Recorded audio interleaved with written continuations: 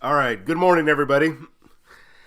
Hopefully, you are having a good morning. I had a very sleepless night trying to contain my excitement for today.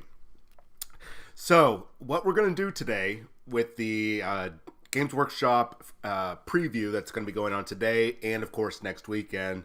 Next weekend will be a little bit more refined after we figure out some good mechanics today. So, what is happening first on their channel on Twitch? They are having essentially a talk show. They're going to show a preview, and then after that preview, they're going to have the designer, either the game designer or the sculptor, somebody in regards to that project, get on and chat about it. And then every 15 minutes after that, they're going to do another reveal. So starting at 9 a.m. Central Time, and here in about 3 minutes, we are going to get our first preview. And then this is probably only going to last an hour, so we're probably going to get 4 previews. And then same thing the following weekend. We might get more. So I'm going to stay on the whole time, and we're going to talk about it. I might have to get up, get some coffee. That happens sometimes. But we're going to cover it.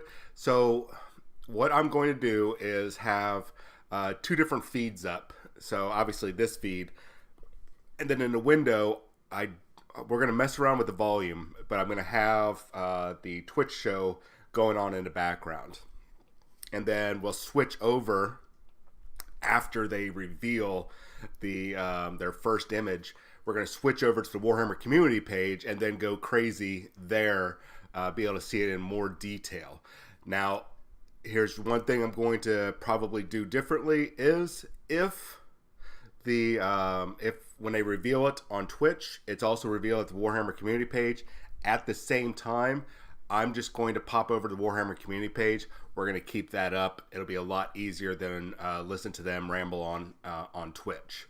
So we're going to kind of play around with it today. So bear with me. This is kind of an experiment, trying to do this all at the same time, do it in sync with Games Workshop. And if you are even watching it on Twitch right now, it's absolutely bonkers crazy. They're at 21,648 views right now. I started watching this at 8:40 a.m. and it was only at 11,000 or 10,000. Sorry, it was only at 10,000 views, and in less than 20 minutes, we're now up to 22,000 views. Man, I wish I had those numbers on this channel. That would be absolutely amazing. I know I have to have some awesome content to get people to do that. So we are about a minute away. So something else I've done is pulled up my predictions from last week or earlier in the week. Last Monday. And we'll see if any of those predictions come true. We'll talk about that just after the show. Now, in between the breaks, since it is early and I was not 100% prepared for this mentally, I during one of these little 15-minute lulls that we're waiting for a preview, I'm going to go start a cup of coffee. I already got one right now, but I can tell I'm going to need some more. So bear with me on that. But we are going to watch this together and go crazy together. So I'm hoping you guys are all having a good morning. This is a lovely treat that we're getting, despite all the craziness going on right now with the COVID-19. And here we go. If there's a problem with the volume, let me know, ladies and gentlemen.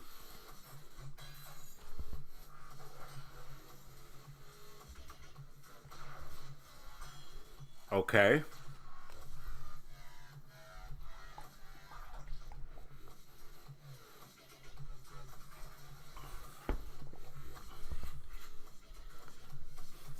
Oh, animated anthology.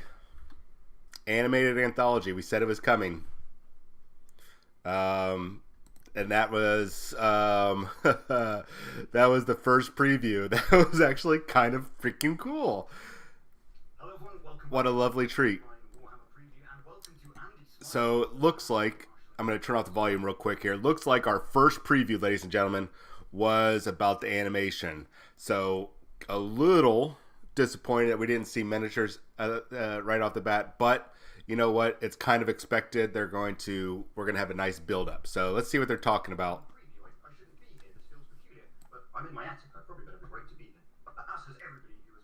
If you're getting feedback, you know what? I'm going to turn off my mic while they're talking. I don't want you guys to have any feedback on your thing. Excuse me 1 second here. We're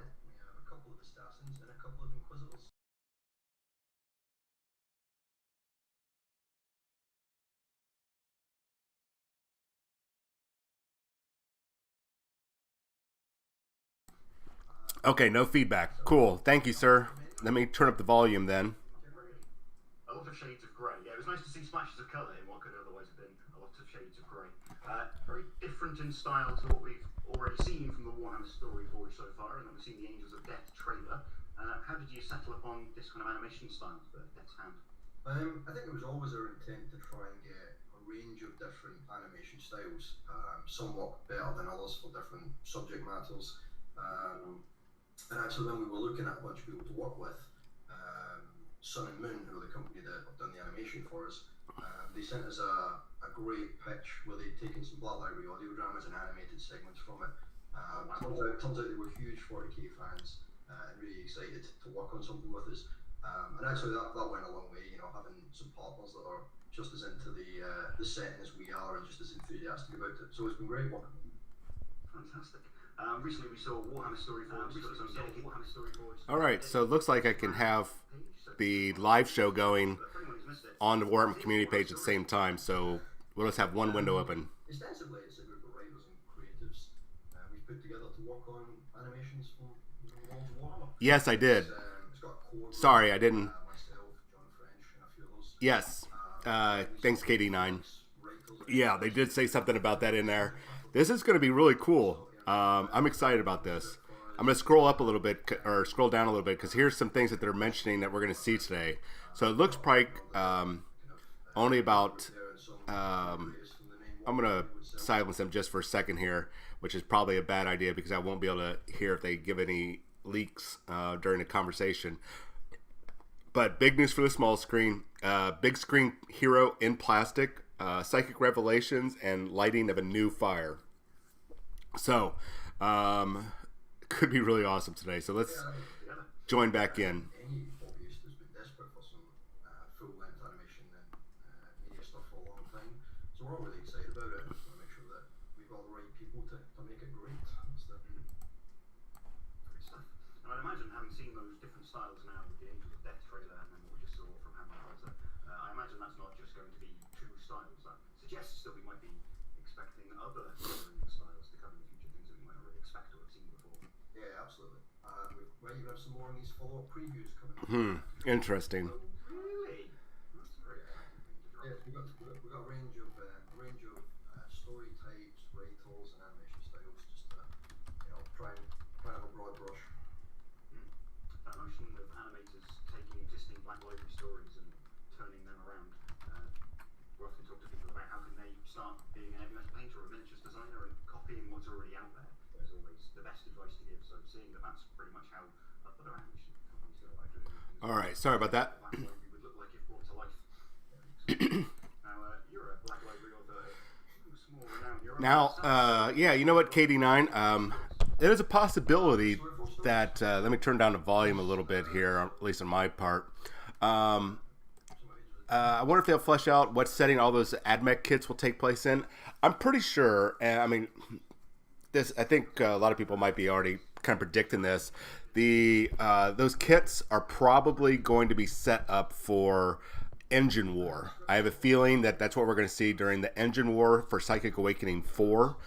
There's always a possibility that it'll be something else, but I think the likely outcome for that release is the Psychic Awakening. I think that's 6, 7. I mean, I'm already lost on which one that be. So 4, 5, 6. I think that's book 7 for Psychic Awakening. So it'll be AdMech versus or AdMech and Imperial Knights versus Chaos Knights and Chaos Demons. So I think that's what we're going to see that. So instead of them going, hey, here's a bunch of, or here's a single new kit for Psychic Awakening, which we've kind of been seeing, they're going to be like, hey guys, here are a whole bunch of new kits for this awakening. So it's like about what, 3, maybe 4 kits for the Psychic Awakening 7, the Engine War, and along with that, you get the book and everything, of course. I think that's when we're going to see that. I'll be surprised if it happens after that. I think since they showed that at about 4 or 5 months before, that seems to be within about a 6-month window when they reveal something. That tends to be when we see that big reveal, usually within about a 6-month period. So I'm really thinking that we are going to be seeing that in the Engine War. So what's going to be interesting, though, is I'd love to hear what you guys' speculation is. Let me see if I can pull it up on the screen here. I know that they're still talking. They're just talking about a couple of the old timers and such. So this is the preview that they've got up there. A lot of speculation going on. Let's see if we can kind of try to make a prediction here. So starting from left to right, looking at the outline, my initial impression is that the guy on the far left here, the first one, is an Adeptus Custode. Looking at some, the rough outline, the helmet, the little plume in the back. My initial impression is that is going to definitely be a Custodes. Will it? I don't know. We'll see. The one here in the middle, or number 2, going from left to right, I'm not sure. I would love to say that it's a 40K model, but I think it's a fantasy-related model. I don't know what you guys think about that. Skyrar? Who's that? I'm not sure who that is. And then this third one here, that's probably Fabius Bile. And then this last one looks like it's another Chaos model. Chaos Space Wolf. Okay. Let's jump over here. So they're taking a quick break. I'm going to refresh the page because they're going to refresh the page in about 7 minutes. So interesting preview to start off with. Hammer and Bolter is going to be really awesome. I'm excited about this. But I'll come back to that in a second. So that very well could be that Space Wolf Chaos Space Marine. I wasn't even aware of that. I'm going to have to look that up. So then Fabius Bile looks definitely like the third one. That looks like his little... Oh, hey, you're just kidding. All right, you got me. This third one definitely, I would say, I put my money down that is Fabius Bile. That looks like his little vials on top of his Chaos backpack and this slim cloak look. This last one, some people were kind of speculating, that might be a Tyrannid, a Lictor, or something, but I don't think so. It looks like there's too many hard panels there. It's got some dangly stuff that looks like a hip plate for like a Space Marine or Chaos Space Marine. That looks like some panels. This could be a brand new Demon Prince. I don't think, Texas Wargamer, good morning, Nam. Good morning, Texas Wargamer. I don't think that that's going to be Ahriman. It does not look like his overall shape. And Ahriman already got a brand new model. I mean, it's been a couple of years, but he already got a brand new model. I'm going to be going back and forth to reset this page so we don't miss the next preview, which should be in about 4 to 5 minutes. So I don't think it's going to be Ahriman. I know a lot of people have been saying that, but Ahriman doesn't need a brand new model. He got that brand new model right alongside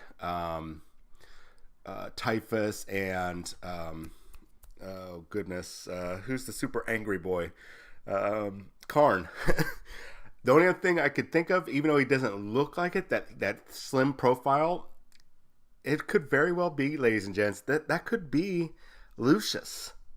That could be Lucius the Eternal, if it is a Chaos model. I don't think that's a Loyalist Marine. I think that could be a Chaos model, and that could very well be Lucius the Eternal, the super badass Emperor's Children. So I think so. I'm actually think I'm going to put my money on it. I'm actually going to put this in my other chat.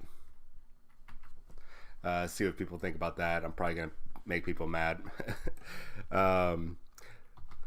Let's see. Lucius the Eternal. Piss some people off here. Not deliberately piss them off, but it might make some people upset.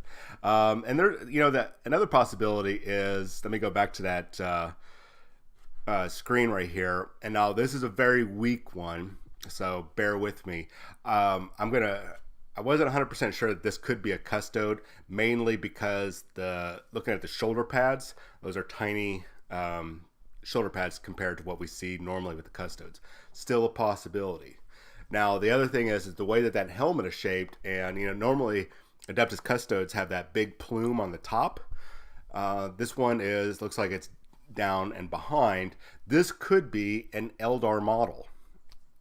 So I'm thinking if it is an Eldar model, we've heard rumors since mid to late last year, and I've covered it on this show a couple times, that Ynnari were in the works. That means they were working on rules, they were working on a book, working on models, because they want to be able to do a full line. Is that going to happen? No idea. I mean, if you think about it, they probably have a ton of stuff out there that they've just kind of like throw out to the wall. Is this practical? Can we do something with this? No, we can't. You're right, KD9. He is a bit beefy. He's really a hard one to figure out. I keep looking down at his calf muscle on his right leg, the outline there, and that's what's throwing me off. So, I mean, I don't know, man. These first two are really throwing me for a loop, and I don't like it. I'm going to keep going back and resetting this page because I don't want to miss anything. Man, they're up to 36,000 viewers right now. That is crazy. All right, so my coffee is getting dry, so after this next preview, I'm going to start another cup of coffee and probably pop a Valium because I'm probably going to get a little too excited on this next reveal. So, Fabius Bile, here's number 3. I'm going to say it's going to be Lucius the Eternal's number 4. It's really number 1, number 2 they're throwing me off because I think number 2 looks like he has like a cape or something. There's like the folds of a cape over his shoulder. That could be, I think that might be a Age of Sigmar model, guys. I don't even know if we're going to even see which ones of these we're going to see today. I was really surprised that we saw the preview for the animated anthology right off the bat. But, it's also, they're teasing us. It's like, it's a little frustrating that's what we saw. If you haven't had a chance, take a look at the video a little bit later. I'm excited about it because we're going to see, I'm a fan of the Night Lords. I hate playing bad guy armies, and I know that the Imperium is not necessarily good guys, but generally speaking, I see them as the good guys. But if I had to play a bad guy army, which I have a hard time making a bad guy army. I've tried doing chaos armies so many times, and I just drop the ball. I just can't. I just feel gross. I even get feel bad when I was playing Grand Theft Auto 5, and I would be shooting the cops in the game or robbing banks and killing people, and I was like, oh my god, I can't believe I'm doing this. I felt so bad. So I really can't play those type of armies. Oh, here we go. Let's see what they got going on.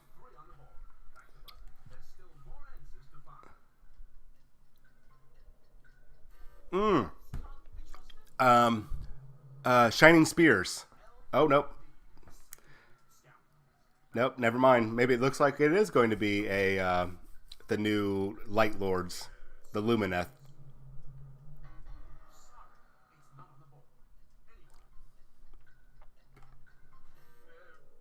Giant war cow made of rock and armed with a massive hammer.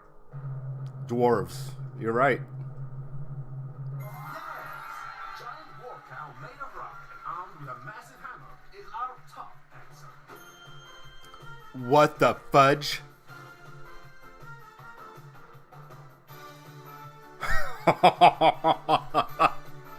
Sorry.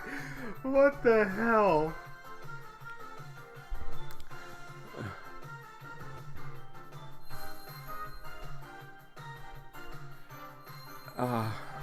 My brain hurts. Oh, my brain hurts. Okay. Um, let's. My brain hurts. Hello everyone, welcome back to and welcome back to the Warhammer Preview Online. A very warm welcome to the wonderful Mr. Phil Kelly. How are you, Phil? Hello, yeah, I'm doing well. And yourself? Oh, okay. Thank you. You are looking I don't know how I feel about this. library altogether. Yeah, Scriptorium of sorts. I agree, Katie9. Right stuff. Oh, Yeah, sort of a hobby room as well when it's unofficial. I don't know how I feel about this, guys. Yeah, it's just All right, so it is gonna be something for Lumineth Night Lords. All right, first let me back up here. Let me get it on this page right here. So it doesn't look like any of those images right there.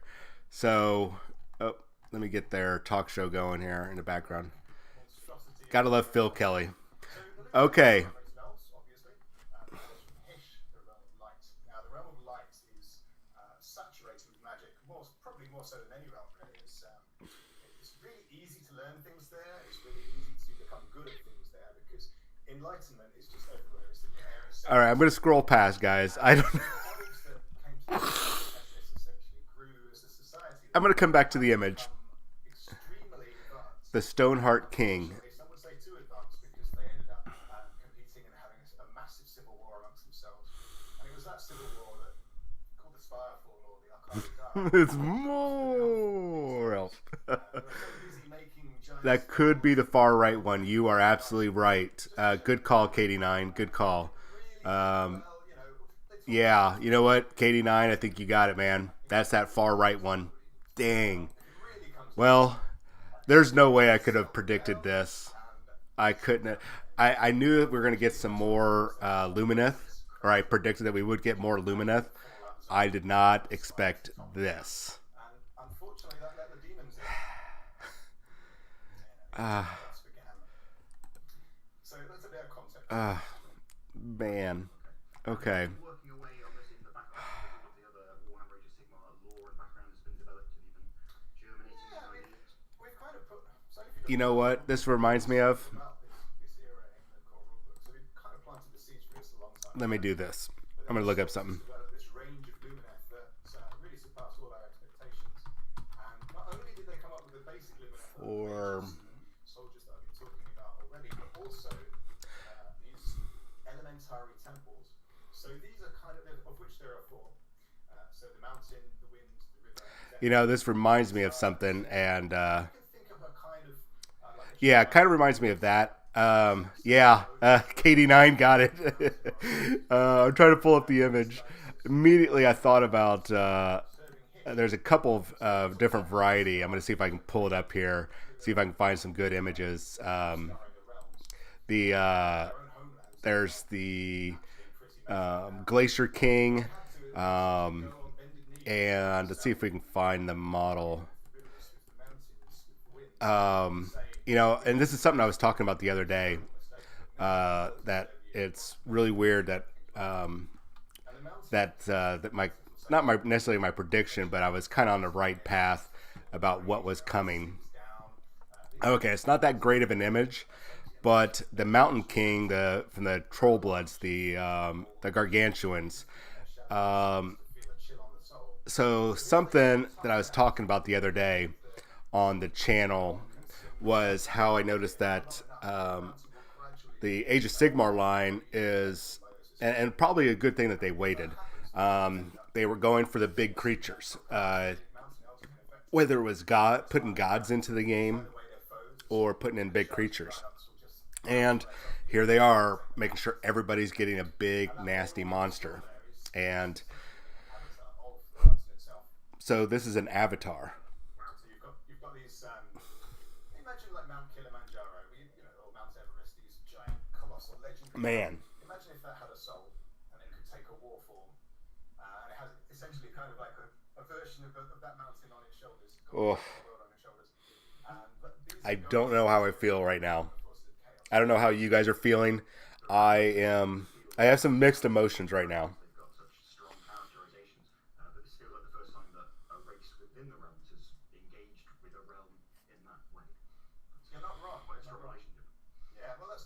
I mean, you're literally fighting an avatar of Got this kind of the realm. well, at least they used to this notion that they're the masters of their domain, and that's why they call themselves realm lords. Because even though they say to themselves they've been through a reinvention, I'm kind of meh on it right now too, Epion. But what I'm going to turn down the volume on these guys for a second kind of think that they are the best. because they're not going to give us a sneak. If they do reveal something about it, we'll catch it later and we'll talk about it. All right. So what I do like about this is first they're getting outside of their comfort zone. I love the fact that they're getting outside of their comfort zone. I love the fact that whoever it is that's doing these sculpts is actually really, really talented. What I do not appreciate is, and maybe their timing is great, that they are waiting until the hotness of another game industry has kind of died off, like War Machine and Hordes has pretty much been tanking. So they can take some of those concepts that they got there and bring them over. Now, that's not necessarily what they did. It's just my impression of what they did. However, their execution of this, and they're blending it in with the elf army, the Lumineth Realm Lords, I'm okay with that too. Second off, I love the aesthetic of the armor and the paint job. Absolutely crazy. I don't know how I feel about, the Moo Moo cow. I'm not sure how I feel about this cow or about giant bull, and a combination of the land. Especially, with the Lumineth Lords being basically the high elves, where's like the white lions? I feel like if they would have had this massive white lion avatar, I would actually be pretty cool. I would be playing some White Lion music in the background whenever I would be painting the models. If you guys know White Lion back in the 80s and 90s, I would have dug it. I'm not sure how I feel about this aesthetic. It does not feel, the bovine aesthetic does not feel like something related to, and this guy looks like he's the big beefy one, kind of like the trolls over at Gloomspite Gets. They have the big beefy troll, the named one, and then all the other ones. I'm also, you know what, I have to agree with you, Katie9, is that I'm surprised that they have so many hammers. This is another one of those things that, this is a surprise. This is a kind of a switch on how we perceive elves. And so this is a kind of a cool thing in a way, is that they're changing the narrative on elves with spears and bows and swords and being all kind of light flitting about and acrobatic and all super agile and everything. We're seeing a slightly different take on that aesthetic. So I think that's kind of cool in a way. I just don't know how I feel about this. I'm not unhappy. I am experiencing a range of confusing emotions. So, I'm actually going to go start a pot of coffee. You guys chat about this. Let me know what you guys think. Well, you guys already told me what you think. You know what? You're right, Epion. There's already a lot of Lion stuff in the game with all the Stormcast. Damn. Man, Stormcast ruined it for everybody again. The one thing that I do not like about the aesthetic is take a look at their knee pads on both of them. I'm going to go start a pot of coffee.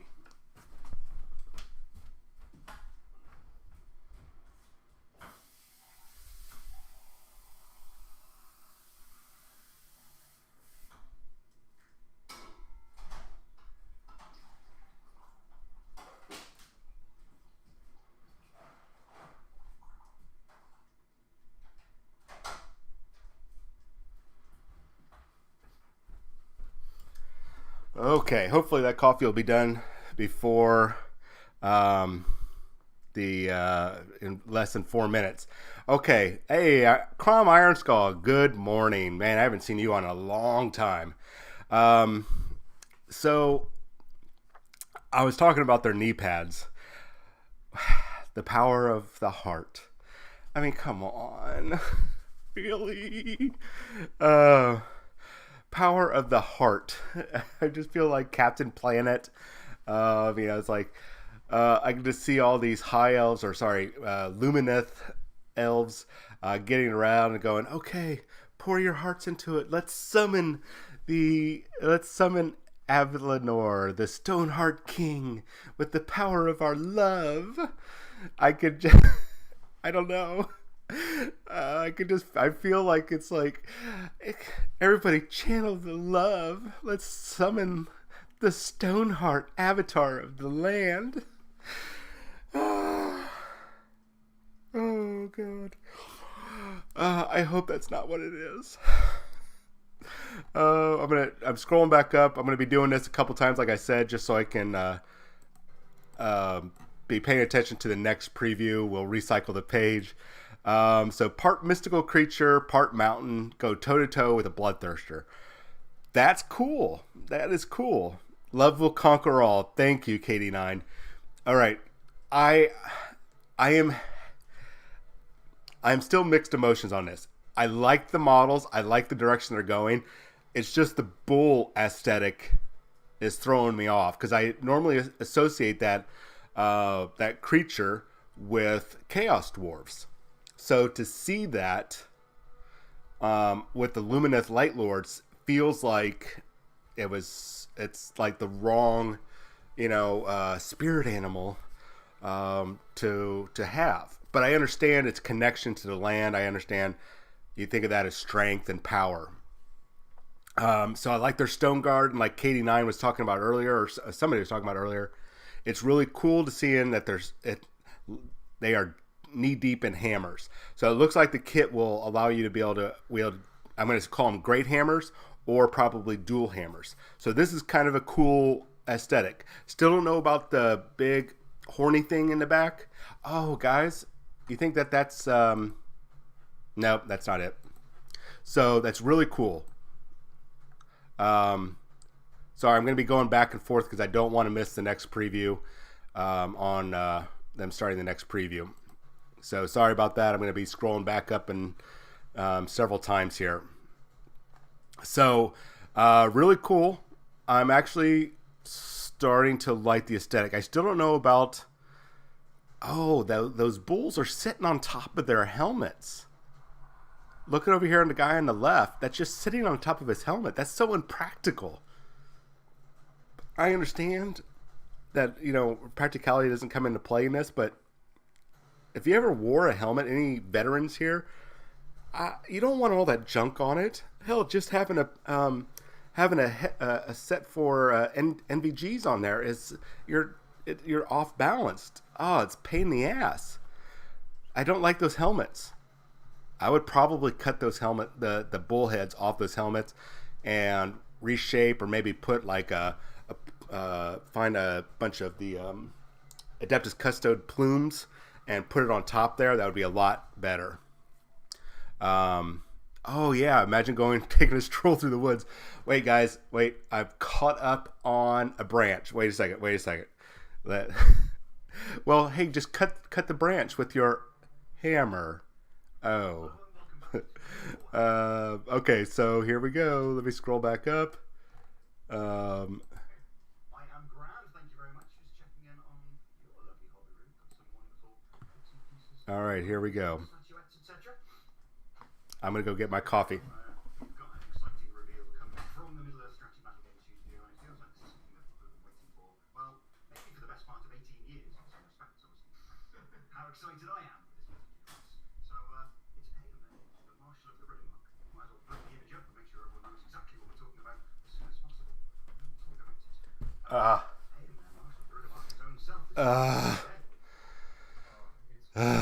Well, This beautiful figure. People have been asking us for this God for quite a long time. dang it. Even at the last GT in our seminar, a lot of people noted that this was the thing they felt was missing. So here it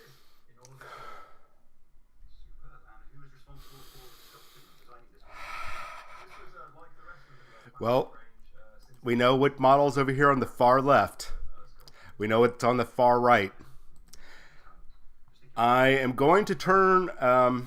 I know you're excited, Texas Wargamer. Guys, I'm sorry. I got to turn off my mic for a second. I'm a little.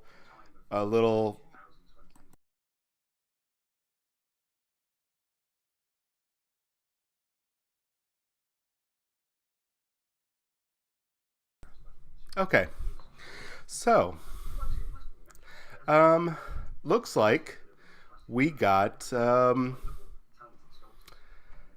looks like we got some lovely um Battle for the Middle Earth. I might have to turn my mic off again in just a moment because I understand there are a lot of people that still like this. I want to at least say with the Battle for Middle Earth game or the Lord of the Rings game, it is a wonderful, wonderful rule set.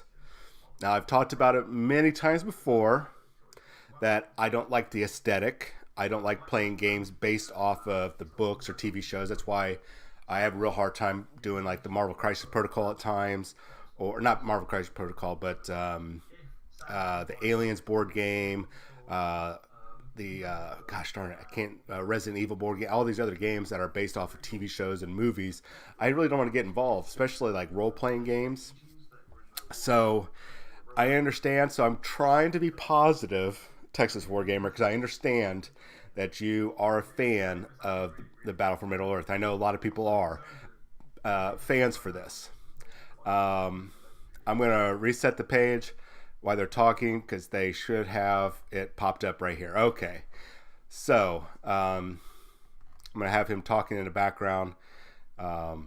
Just break down the volume a little bit. So, oh man. It's a plastic kit. It's a plastic kit. I guess that makes sense because you've got multiple head and weapon options. So, thankfully, well, hey, Texas Wargamer, is it Forge World? Because it's a plastic kit. And Forge World generally does not do plastic kits, guys. They take plastic kits from GW and add that in with the resin kits if it's a like a conversion kit for, say, the Storm Eagle for Warhammer 40,000. The Storm Eagle, I didn't say it was from Forge World. I think somebody else did. Crom, they don't make plastic. They like the Storm Eagle. As what I was saying, the Storm Eagle is a resin kit, but it uses parts from the Storm Raven, the plastic kit from GW. So they transfer that over. No, they're not responsible for all the board games. All the board games out there, it's still done through Games Workshop, unless it is through a different company that's doing it. But all the Titans in Titanicus are plastic, yes. However, there are a bunch of upgrade kits that are resin that comes out of Forge World. That when you buy the models, like say that new Psychic Titan, you get the plastic kit, so you get the full Warlord Titan plastic kit, and then you get the 2 or 3 extra parts to make the Psychic or the Psy Titan or whatever it's called, and that's why you have that up. The price is up by like $20 or $30. So, interesting. Gonna start a new army with the stimulus check. You know, with that stimulus check, I would love to start a new army, but I've got bills to pay. So, though maybe some money might make their way, but not for Lord of the Rings. You know, but I keep saying, though, that Lord of the Rings, we're going to get more. We're going to get more, guys and gals, because with the TV show coming out next year on Amazon Prime, you know, we're going to see more. And with it being a solid game and a lot, it really, the Lord of the Rings brings in a lot of people from the not tactical games, the historics. A lot of people that love playing the historical games, like playing Saga, also not necessarily a historical game, but in that vein, when you have these skirmish games, a low model count, and this almost realistic aesthetic, a lot of people enjoy this game. Yeah, you're right, Texas War Game. I know that there's a lot of players, especially here in Houston. It's kind of hard to get around with it when we have like over 2,000 war gamers. Actually, they do. Spring and Humble has a ridiculous amount of Middle Earth players. I know you're poking fun at us.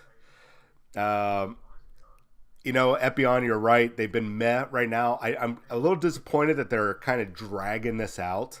I'm going to be very disappointed if we don't see a really cool, really well, at least we also got to look at it from our perspective. Like Texas Wargamer, super excited about this. People that play that are Age of Sigmar players, they're super ecstatic about this. I'm kind of mixed right now. I'm happy with it. I just got to essentially rewire my brain to get in sync with the fact that they've gone with something that's not normally associated with elves, from the weapons to the creature or the animal spirit, whatever, and the mountains. I mean, just essentially taking a more strength-based, endurance-based, and I don't know, blunt-based creature that you normally don't expect to see with elves. It's throwing me off on my aesthetic, and that's probably why they did it, because they just injected something new into what we normally see for elves. And that really, I think that goes into the part where they're talking about or where I was talking about they're wanting to really set a new standard for their games. So their games are totally unique. So their elves are definitely different from elves from any other game. So, okay, I can get behind this. The aesthetic is still throwing me off, but I'm not too disappointed. I just got to rewire my brain with it. And the paint job is really selling me. I'm wondering if you can see all the cracks or the swirls on that armor. Is that ingrained into the armor? Is that all engraved in there? Or did they actually, use some different colors to make those little swirls?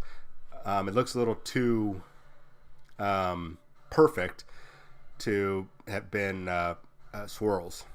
Okay, let me check out chat because you guys are blowing it up. I don't like that they're like, yeah, one thing that sucks, we already know one of these reveals is Bile. You're right. Let's see. I'm a Sigmar fan, but the elf releases are meh, but I moved on from the big games in general. Yeah, same. You know what? That's probably Texas Wargamer. This looks like the 120 millimeter size base. So I'm betting that these bad boys are going to be the same size as the New Keeper Secrets. So they're probably about 5 inches tall, maybe 6 inches tall. And I doubt you can. Well, looking at these KD9, these are definitely. Now, of course, I'm not going to assume their gender because that would be wrong. Well, I guess I'm going to assume in a way until they correct me otherwise. They look to be male. So, I'm assuming that these are male avatars of the land, spirit of the mountains. So probably that's not the type of milk you want, sir. Sorry for being crude, ladies and gentlemen. It's just what I'm thinking. Oh, well, I don't know. Are they really made of stone? Or they look a little flesh and blood? I don't know, man. We're going to have to read some more. Or like they say in Big Trouble in Little China, black blood of the earth. So maybe it's they leak oil. I don't know. Stone horns have fur. Yeah, but they're blood and stuff. I don't know, man. I just work here.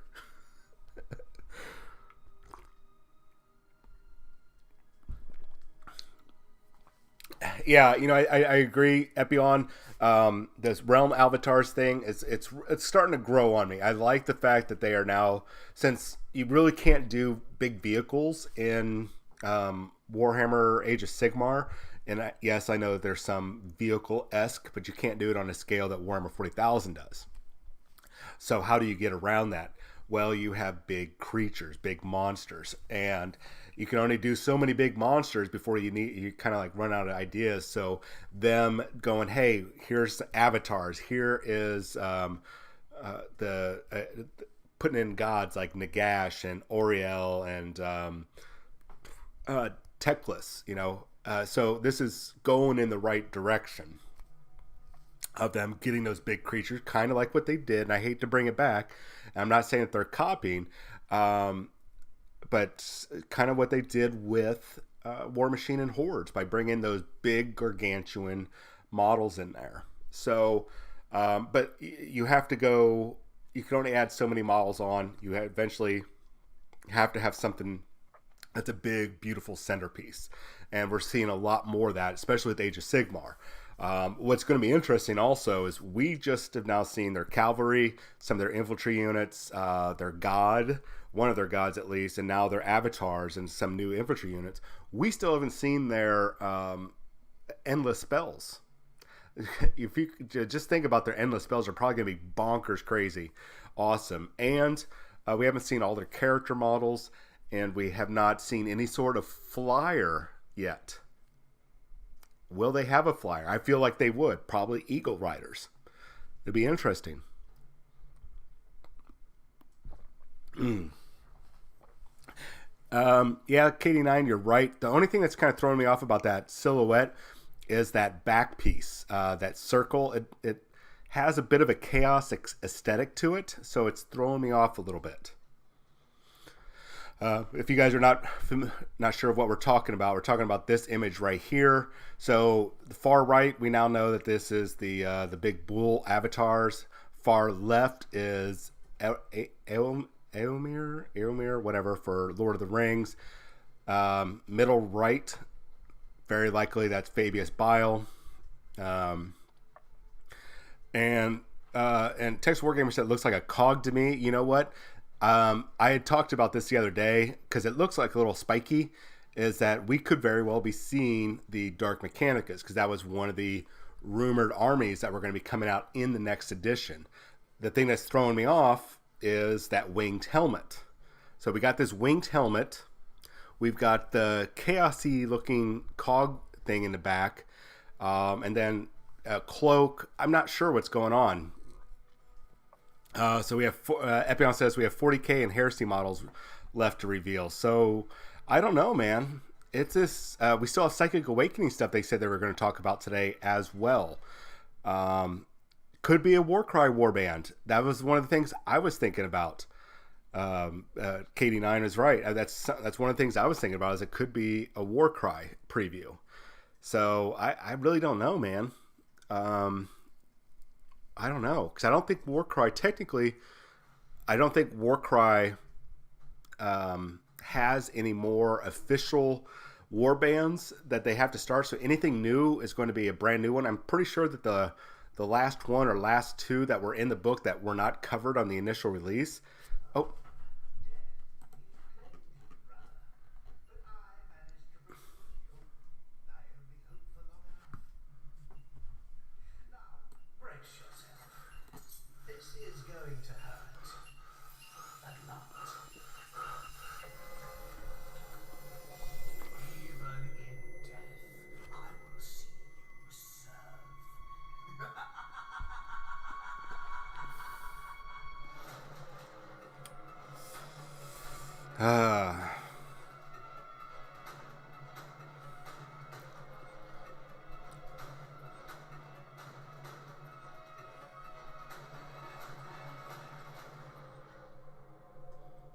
All right. Alrighty. I'm going to recycle the page, because I should update everything here, get the volume up so we'll know when they're talking. And still nothing yet. Welcome back to the Warhammer Preview Online, and a very warm welcome to Stu Black from the Warhammer Studio. Hi, Stu. One more reset so they can get it updated. Come on, you wankers. Previously, what can you tell us about what we've just seen? So yeah, it was quite freaky, wasn't it? So that is Fabius Bile, Clone Lord.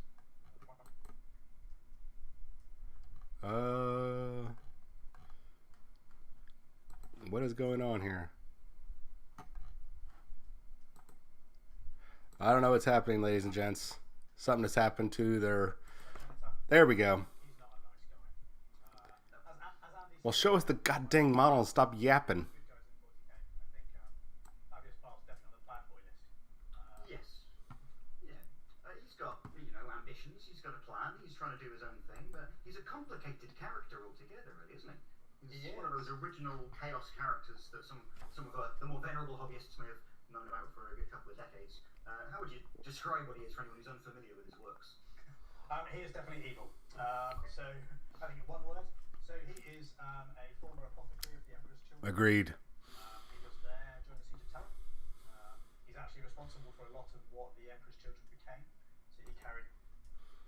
Sorry, I'm recycling that page because I want to see... Fabius Bile himself has had multiple clones over the last 10,000 years. He tend to wear bodies out quite quickly, I imagine. I agree, Crom. Who could have predicted that happening? So far, I am pretty let down. Overall, I'm pretty let down. They... Better is inverted commas. I think he's got his own definition of To a given standard of improvement. Yeah, I think anyone who has spent time with the homunculi of Camorra as a way of kind of learning some more experimental techniques probably got a bit of a twisted view. All right, show us the gosh darn model. Not a nice fellow. So the presumable battle brother from whose perspective we just saw that video, he might be about to contribute to Fabius Bile's great work. Yeah, KD9, I agree, and I agree with you also, Crom, is let's see the rest of the reveal with it. I was hoping that during that initial video that we would have seen a little bit of something in the background. I was not focusing on Fabius, but seeing any of the models in the background, and nothing initially. None of those models looked like they were brand new, so they still might be dragging this out. Create new chaos marines. So unlike the loyalist chapters where you have a nice, neat, clean apothecarian somewhere with a gene seed store, a lot of the traitor legions end up kind of harvesting gene seed from wherever they can find it. Yeah, I agree, KD9. He has a whole bunch of gene seeds sitting around waiting to be used. Wherever they can find it is their only way to survive. And Fabius Bile has used that kind of knowledge to kind of build an empire for himself. He has made his lair on a crone world deep in the Art of Terror, so former Eldar world, like the heart of the Art of Terror. So yeah, really interesting guy, kind of quite complicated, like you say. Him and his dad don't get on, so he has turned his back on Fulgrim, and the rest of the Emperor's Children. Really, he's definitely his own man. Is from that original. You're right. Trazyn would be a little pissed off. But hey, him and Trazyn, they did a good deal. Trazyn got a perfect, viable clone of Fulgrim, and then what's his name? Fabius got a whole bunch of gene seeds. So I'm going to recycle the page to see if they've updated anything. Here we go. Psychic Awakening, next chapter. Huh. So it looks like... okay, that's the old model. Oh, very clever on their page. Okay.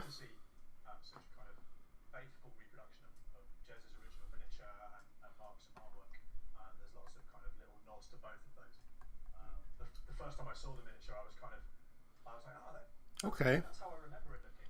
And it's only really when you look at like that very venerable Jez Goodwin. That's awesome. Okay. I'm okay with this model. 5 years ago. Here's the important part. All right. we're going to go back up to Fabius Bile, but War of the Spider. Okay, I was saying that we are going to be having Adeptus Custodes versus Death Guard. And sure as shit, excuse my language, we are right. But they're going to be in War of the Spider. Does anybody know what that symbol is right next to it? Is that the symbol next to Adeptus Custodes? Is that the symbol for the Sisters of Silence? The Primaris Marines into the 40k galaxy. Hmm. I was quite keen to get hold of their genetic code and to see what new wonders he can forge. We're going to come back to that in just a moment. He's a bit less fussy than everybody else, so yeah, it'll be interesting to see what he makes of it. Indeed. And will we find out some of this in a Psychic Awakening tome in the future? Yes, we definitely will. So if there's a book called War of the Spider, it's even named after him. One of his kind of nicknames is the Spider, because he's just such a devious guy. There's always kind of networks of betrayal and plans within plans going on for Fabius Bile. So yes, he appears in Imperial Assassins. Yeah. upcoming Psychic Awakening, along with some other factions. Can you let us know what other factions those will be? I can, yeah. So Fabius Bile, bless him, doesn't really make friends with anybody. So there's a kind of three-way war between a torchbearer fleet led by the Adeptus Custodes, the Death Guard, and then Fabius Bile and his forces. He allies with the Renegade Space Marine chapter, and who are being hunted by the torchbearer fleet that was originally sent to bring them the Primaris kind of reinforcements. So yeah, it's a really good kind of three-way fight between those. And it also, because he is such a threat, there's also assassins have been sent.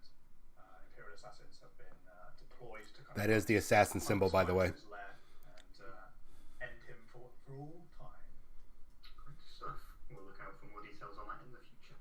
Well, Steve, thank you very much for joining us and sharing us these wonderful details about the upcoming Fabius Bile. We'll look out for more stuff in the future. Take care. See you soon.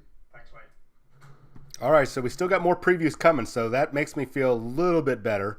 All right, so Fabius Bile. I'm not going to focus too much because you guys can look at it. The most important things, we already knew that this model was coming. A little disappointed they didn't fix that mold line down there, but, you know, whatever. I'm going to be nitpicky. I'm happy with the model. This does sync up with it being the third model, so we still have the second model, which, who knows... Man, it could be the Lion. It could be Luther. Who knows what that model is, by the way. Anyways, so happy with the aesthetic. They really did a bang-up job of converting it over from the original Jess Goodwin art or Gibbons art and then putting it into this. Well done. Not going to dwell on this too much, though I do like the fact that his little pimp stick, it has the Necron material. That's what it looks like to me. I don't know what you guys think, but his little pimp stick looks like he capped it with he capped a Necron shard or something there. Blackstone, thank you. I couldn't think of the name. You know, I don't know. Real quick here before we get into Psychic Awakening, do you guys think that that's possible? That could be Luther or the Lion? What do you guys think about that?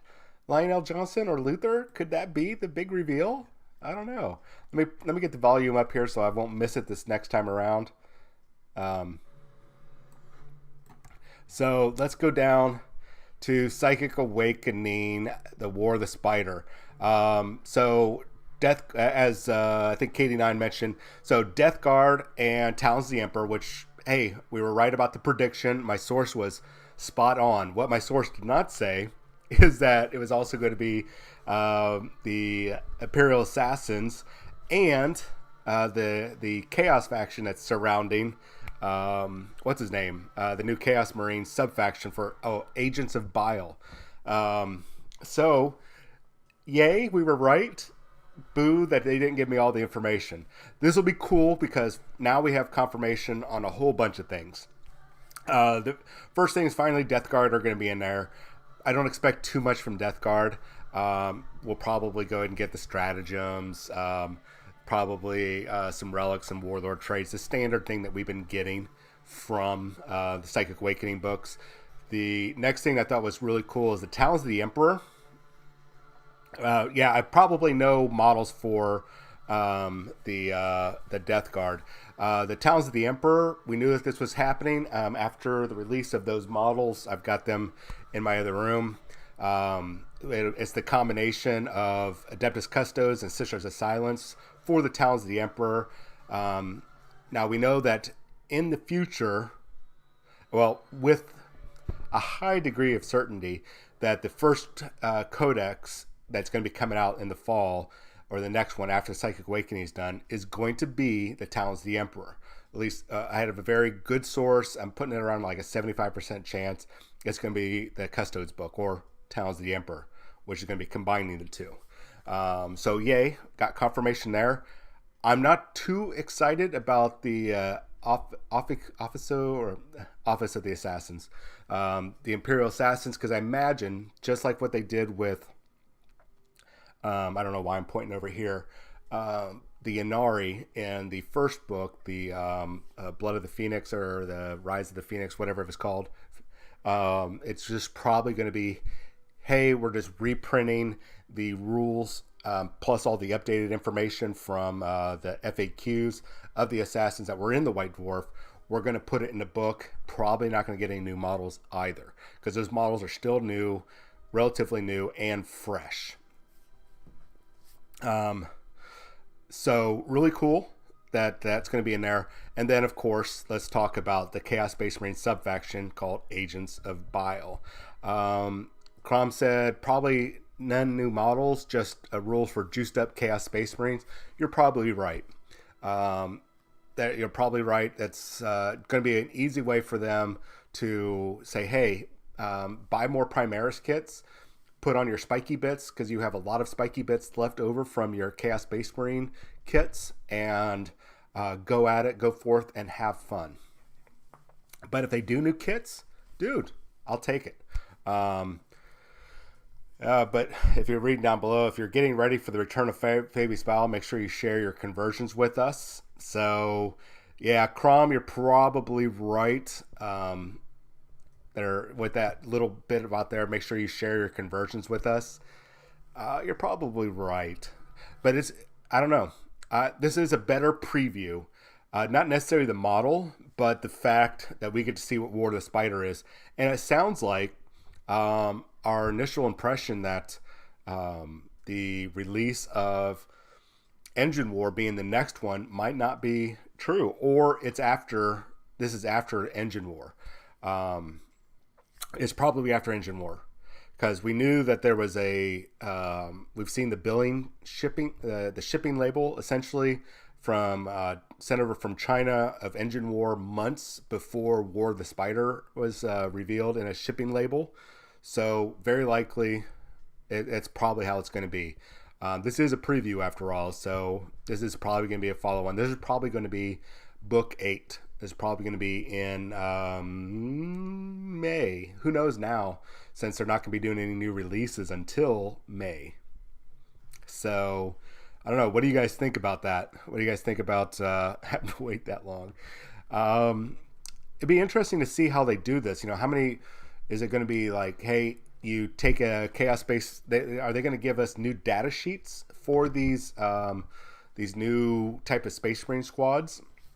Is it going to be a new data sheet of just, say, a generic squad, whatever they're going to call it, and are you going to roll randomly, like kind of like the is it the Possessed? I think Chaos Space Marine Possessed do that.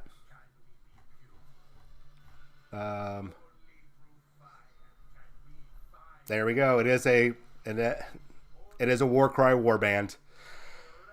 So this is the last one. Scions of the Flame. So there was a last one. Okay.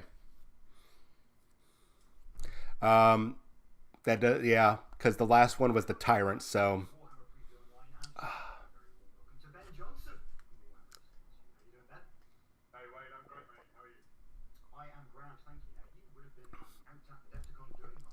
Hmm. Yeah, it would have been. Obviously, the circumstances changed somewhat. It's a real shame, actually. To get back over to that Scott. It'd be interesting. Is this the last preview? Makes me wonder. And also doing this preview live in front of I know. This is the face of disappointment. I see it every morning when I look in the mirror. Oh.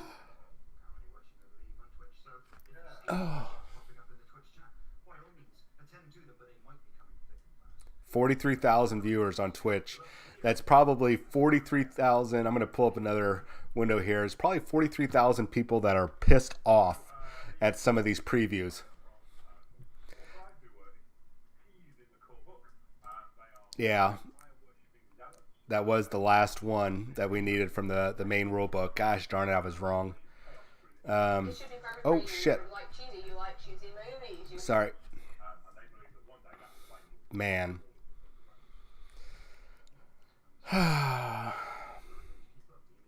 You know what? There's always something for everyone. There's always something for everyone. Okay. Let's be positive. Let's be positive. I'm going to recycle the page to see if they've updated the miniature or the preview. Not yet.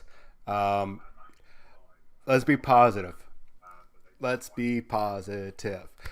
There is a lot of potential with these models because they look kind of badass. I'm not going to lie. This is probably one of the better looking Warcry warbands. And if you are playing Age of Sigmar, this would be Slaves to Darkness, another Slave to Darkness unit you'll be able to field. So probably about 3 to 4 months. About 3 or 4 months from now, you'll get a box, a double-sized box for Age of Sigmar. So if you're looking to get these models for your Age of Sigmar army, wait, because you can spend, I think, $50 now to get these 8 models. Or you can wait about 3 to 4 months and get double the size for $60. 10 more bucks gets you double the amount of models. I agree with you, Texas Wargamer. Warcry Go Home. It's going to be another one of those games that's going to fall on the wayside, unfortunately, just because it doesn't have it has a ceiling. It's going to hit a ceiling, and I think that's part of the reason that it's in a way it's a good game is because it's an intro into the Age of Sigmar universe and collecting models, and you can go low model count. You have a dual use for these models because you can use them in Age of Sigmar, or you could turn these into cultists for probably Necromunda and for 40k. So there are a lot of awesome possibilities with these models. I think Warcry will fall away on the wayside. It doesn't have it has a good following. I just think kind of like how Warhammer Underworlds is kind of taking a dive into popularity, Warcry is going to do the same.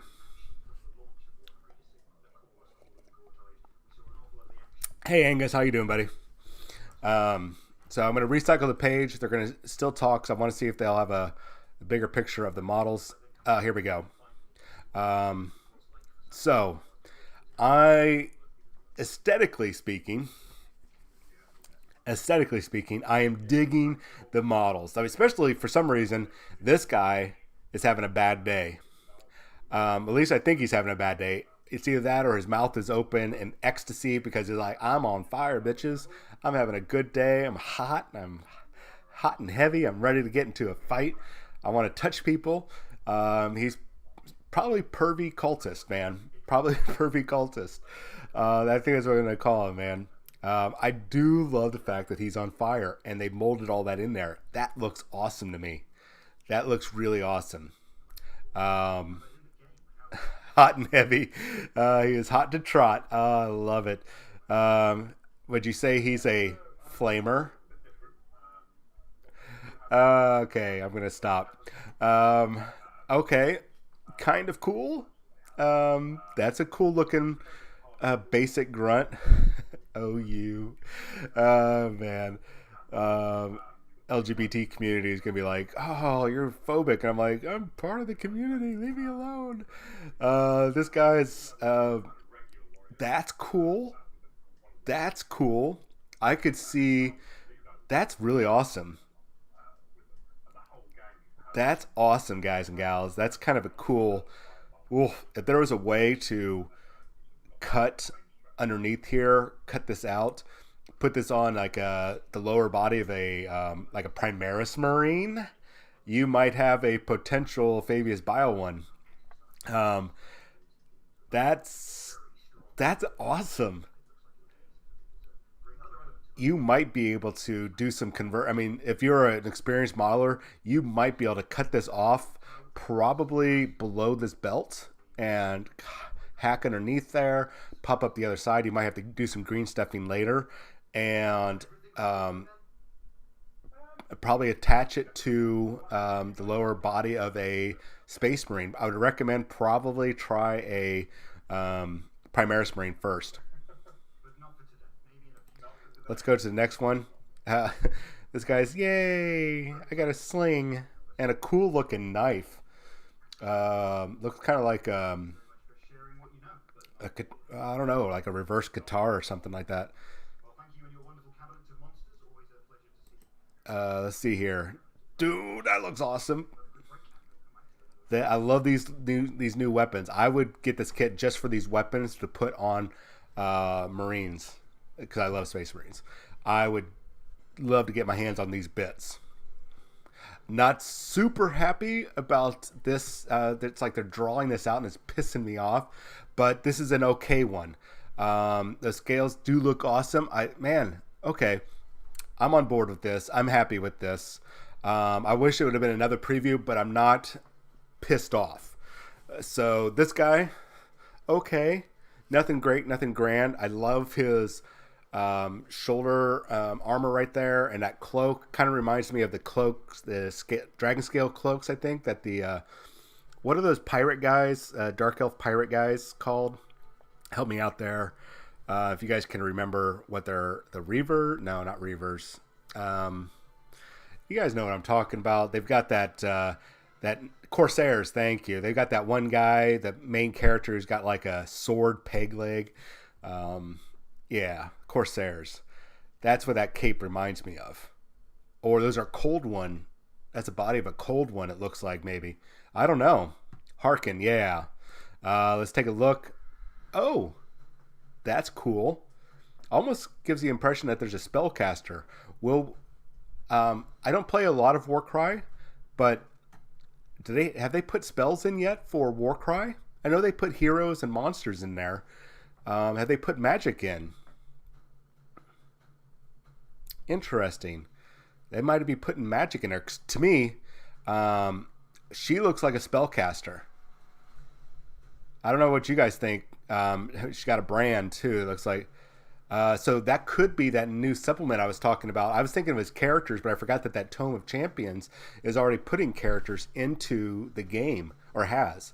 So I wonder if magic is going to be right around the corner with the reveal of these this flame cult. And now, woo! Look at this guy. There is our last piece, maybe. Nope, I don't think so. Nope, that's not it. We still have another preview coming, guys.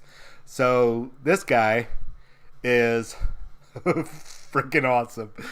This guy is badass. Oh, I don't know about you. I absolutely love this model. This guy is Pimposaurus Rex, man. That is hot. Pun intended. Wow. That is so cool looking. Has would you say Japanese style, or maybe more Mongolian or fire? Yeah, that'd definitely be more Japanese style looking armor. Fire Shogun, I like that. Kind of a mix. Yeah, I can see there's a mix of aesthetics there. We're back to my boy. Oh, look, it's the girl on fire. Anyways, that would make a good Realm of Fire general for Free Cities. Oh, good call. Because there's not really any chaos symbols on here. I don't see any chaos star. Oh, right there in the shoulder pad. You could easily cut that down or put something over it. All right. Let's see what they say about this. In the case, the Ever Raging Flame. These denizens of however you pronounce that will be seeking his blessing soon. You could say that they want to become famous. Oh, Jesus. Their puns are bad as mine. So, um, they are by no means the final warband of the game. Yeah, I figured so. They'll probably come out with a new warband every year or every 6 months, 9 months. Or Bright Wizard. Ooh, good call, Angus. Especially this gal right here. That could be a very interesting Bright Wizard. You just got to shave down the symbol on their gut plate, and you've got yourself a Bright Wizard. Yeah, I think if you shave that down right there, you could make this a Bright Wizard, or that one could be a Bright Wizard. You just got to do something with that chaos symbol on the left shoulder right there. But hell yeah. Hell yeah, you man. Okay, this box, I'm a little sold on this box. I'm still not super happy that it's a Warcry review or preview. We still have more previews coming. But I'm not super disappointed because I do like the smaller games, and Warcry is a smaller game. I'm personally concerned about the longevity of the game. I think we still have probably another 2 years worth of longevity for the game, and I think that they recognize that as well.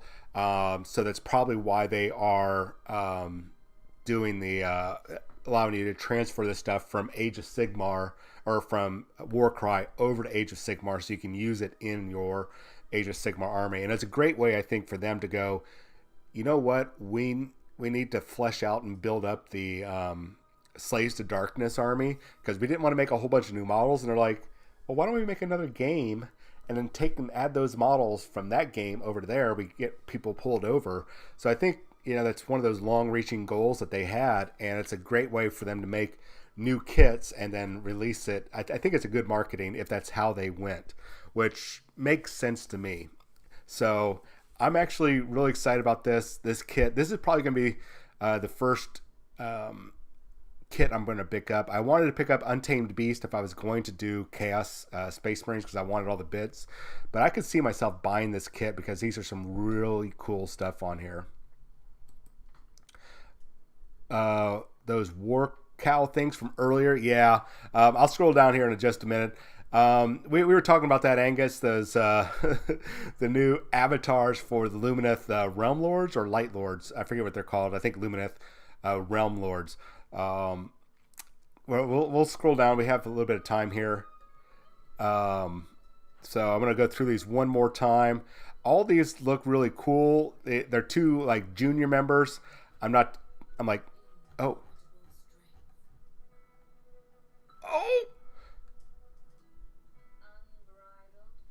What? Are we going to see it? Are we going to see... Oh, Forge World. Probably we are going to see the lion, I bet. Oh, how much you guys want to bet? Oh, I'm getting excited. I'm getting excited.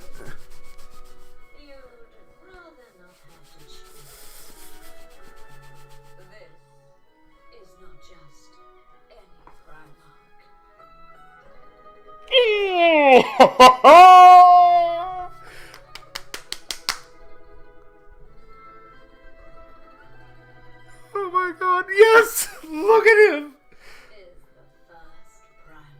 Ah, fudge buckets.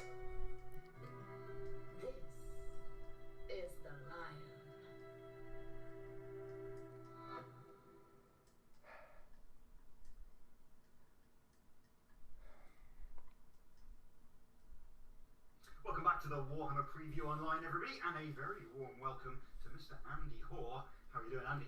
Hello, Wayne, how are you? I'm grand. I'm very excited to see the reveal of the lion.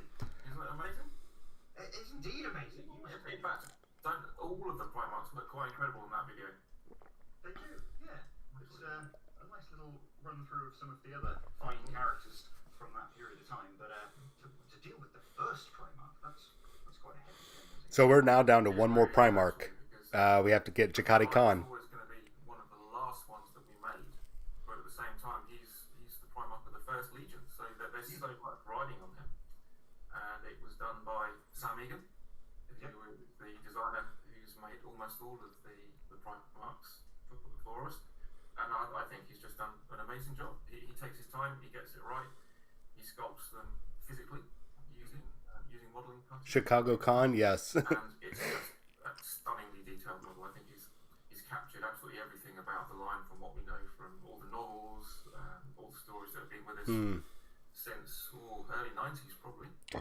This might be the last reveal, folks. Does Sam work from sketches or mock-ups? Does he just have at it and come out with these wonderful sculptures? What's his process? Yeah, what's Pin the down for a podcast. Yeah, you should talk to him actually. Yeah, he has a really involved concepting stage. But the first thing we always do with all of the Primarchs is gather together what artwork we've got of them, which is normally a deep dive into some of the Black Library novels, because quite often there's some really nice little illustrations in there. We look at the I'm just going to keep recycling the page as usual. safety. You know, I had a chance to meet Simon at Games Day a few years ago when they still had Games Days. Really like talking to him. He was felt like when I was talking to him, he's a little put out, like, I don't want to be here. I don't want to talk to people, but all right, you're talking to me. Actually, I was doing an interview for a class. I was still in school at that time, and this is like 2012, I think, 2013, and really cool guy. I love delving into talking to him about what's the process. You know, they go from, like they were saying, they dig up all their original artwork that they have, and then they start sketching. They start doing all sorts of sketches, then refining those sketches. And then they'll start with sculpting. They'll scrap the sculpts, do new sketches, and until they get the right version. And then that's where they go. And that process is about a 6-month process, he said, for coming up with the right sculpt. Because, let's see here. Sorry, I'm just trying to.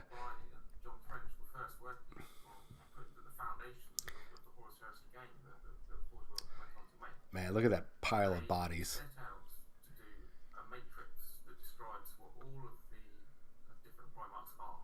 What are their keywords? What qualities do they embody? What do they do? And this is something that we go back to when we're writing the rules and the background, but also making the models themselves. So I've got a little list of some of those words that matrix is. Yeah. Suck it, Night Lords. Look at that pile of bodies. He's full of resolution. He's very he radiates strength and resolve, virtue. So he's got that sort of knightly quality going on there. But it's a sort of it's quite a dark knight, isn't it? It's not like a sort of knight in shining armor. It's a dark side to him. Yep. Ruthless.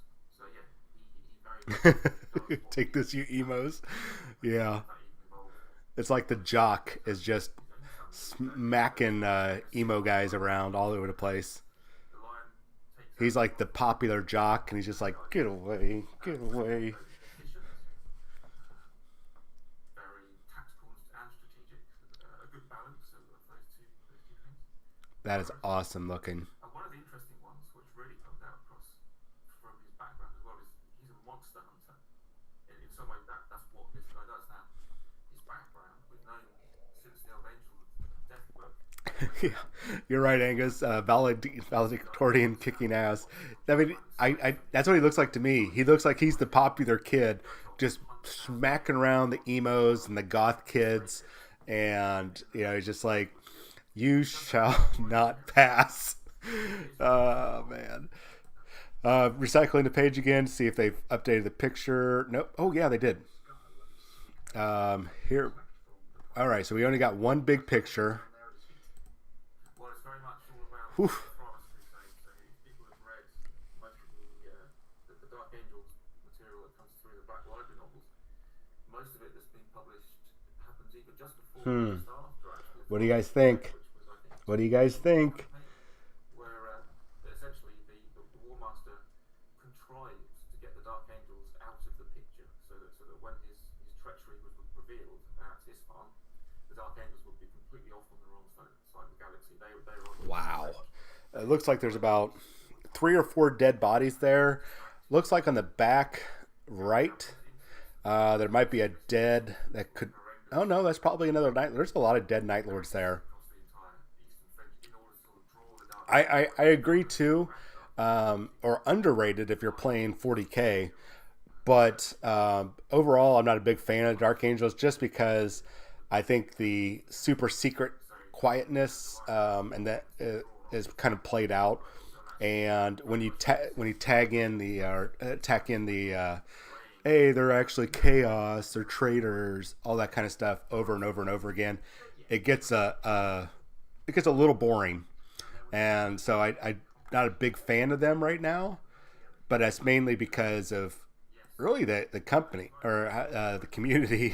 I blame some of you, not you guys that are on right now or that are watching. All the people that are not watching or will never watch, I blame them. Yeah, let's go with that. But I tell you what, the Lion is a really cool character. Don't care too much about the Legion or the chapter itself, but the Lion was always kind of an interesting character for me. I always felt bad for him because he got the short end of the stick in so many ways during the Horus Heresy, and he was the only one that was, as far as I'm concerned, was one of those that was loyal. Now I know there's some indication that he could have been the bad guy or that he could have gone to being a traitor, but in the end, he wasn't. So in the end, all that matters is that he was not a traitor. So the aesthetic of this armor, it does look like he's wielding an eviscerator. At first, I thought it was a version of the Tyrannic Warblade, but I forgot that's just a big sword. So it looks like he's got an eviscerator, and if so, he's going to be probably like a strength 12, or I think in Horus Heresy you max out at strength 10.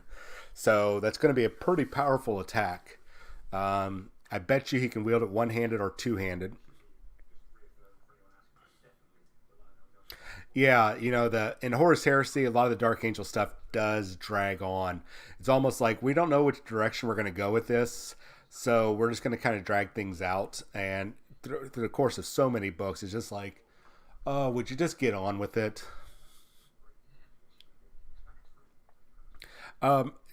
If you guys could zoom in, what do you guys think in between in between the lion's legs on the ground? What is that? I was thinking it was like a heart, but I can't tell. I don't think it's a head. First Heretic was a good book, by the way, Angus. Very good book. Let me see, what are they saying up here? Oh, we still got more previews. He dropped a deuce. Yeah, you know what? I'm see if I can. Sorry, I'm going to make the screen a little bit bigger here. I'm trying to figure out what that is. I mean, I don't think it's a head, and I don't think it's a heart because it's probably was it a brazier or whatever, like a flame thingamajig? Is it a brazier? A B-R-A, not brazier, but B-R-A-Z-I-E-R, the little flame thing that, you know what I'm talking about? Maybe that's a fallen over one, and it's the cooling embers. Maybe that's what that is. Is it brazier? You guys know what I'm talking about, or am I just making up new words? I'm thinking that's what that might be. So, man, those Night Lords got fut up. I see there's one here, 2, 3. There's part of one back here, so 4. It looks like there's a 5th one back here. So there's like five of them. Oh, maybe a 6th down here. But that right there looks like a space wolf. At the bottom, below this guy where you can see his head, and to the left, there's a little medallion gem thing. That looks like a space wolf one, doesn't it? I don't know if you can see where my cursor is. That looks like that could be a space wolf icon just hidden in there. And it looks like that's another body. I doubt it's a space wolf, but they have beef with space wolves. So, and it doesn't look like that does not look like something that Night Lords would have on their belt, and it does not look like anything he would have on his belt. They would have more like medallions and all that kind of thing on there, like more knightly symbols and everything. So that does look like that could be a Space Wolf thing. Now, I doubt that the lion killed a Space Wolf, but maybe it could have just fallen from one of these Night Lords that killed a Space Wolf, if that's possible. I don't know. What do you guys think? Am I off there, or is that just a weird placed item, that's front and center? To me, it's something that's weird that just it's out of place. It's out of place. So, and it's a weird symbol though. I just don't feel like that's should be here with the rest of the aesthetic. I don't know. Easter egg, yes. Maybe it's just a way for them to kind of tie in the lion and the wolf. I don't know. So, are they saying we're still going to have more previews? Yeah, we got more previews. Man, this show is going to go on forever. Man, I thank you guys for still watching. If you guys have to dip out and dip back in, just come back every 15 minutes. 9 bits. Thank you so much. That's awesome. I don't even know how to do the bits thing. I'm still learning about all this stuff. This is really cool. This is a good preview. Oh, you're fine, man. I don't even know what to do with the bits. That's awesome. Jonathan handles all that stuff. So thank you for the cheers. I really appreciate it. So what I will do, Angus, for that, I'm going to put you on a list here. So if you don't happen to be on a show in the future, when we start doing contests, I will put your name into the hat for that contest. I'm going to do that. I know we're going to be doing contests in the future, but I just don't know how we're going to do them yet. So you're in like Flynn, man. You're in like Flynn. Yeah, Crom, I've already thought about that. I need to get that gosh darn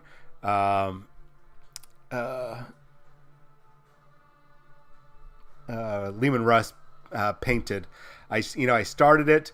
I messed up the paint job. I had to strip it, and I just need to get back into it. Actually, it's probably a really good time that you even brought that up, because I've gotten back with all this free time right now, and I don't know, Crom, you could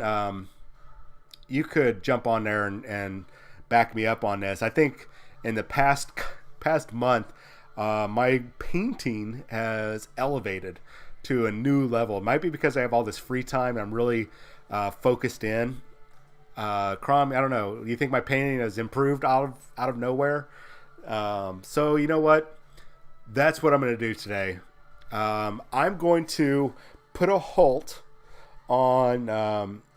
I've got a couple models that are stripping.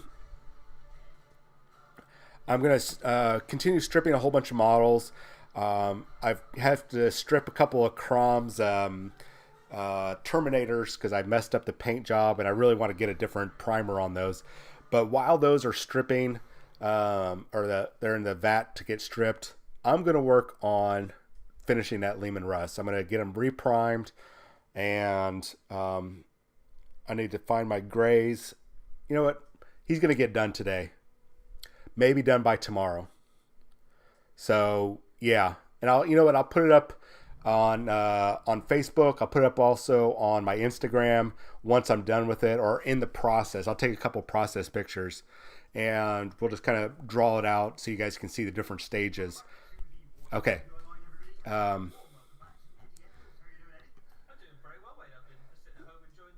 Let's see what they have to say. Oh yeah, I could stream it. There's a lot of very cool stuff. I think my favourites, I'm going to pick 2. I know you said 1, but I'm going to pick 2. I think the Stoneheart King and the stuff for Lumineth looked incredible. So I think I'm a big fan of big, cool, awesome monsters of all sorts and shapes. Yeah, Grandpa Strange, that's a good idea. Thanks for joining the show.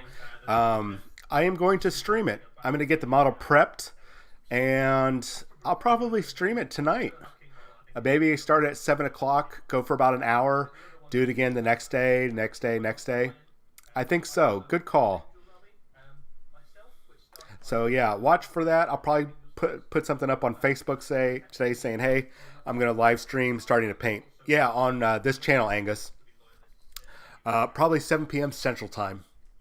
I will post it up on Facebook saying, hey, I'm going to do a show tonight at a certain time, probably 7 o'clock. And we'll go through it step by step. I'll tell you what paints I'm using and go from there. All right?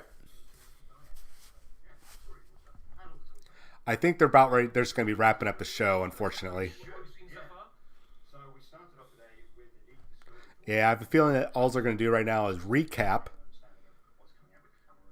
And then that they might end it on a good note. They might leave us something special at the end. So let's, cross our fingers, send thoughts and prayers to to them, all that kind of stuff. That maybe, just maybe, we'll get one more preview before they end today. I know you're excited about that one, Texas Wargamer. Not a big fan, but it's still cool. It is still cool that they're doing it.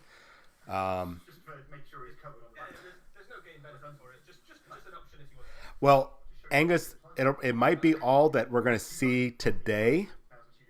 We do have the show again next week.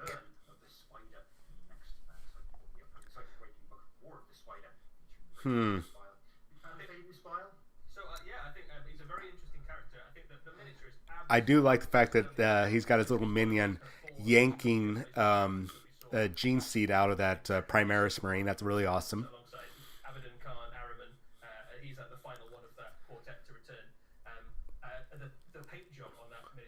They really need to bring back Lucius too. I think the only minor improvement would be to make the Space Marine Primaris Lieutenant. That would have been my only every opportunity basically to Space. God dang Primaris Lieutenants. You could do. I absolutely will be doing. Yes.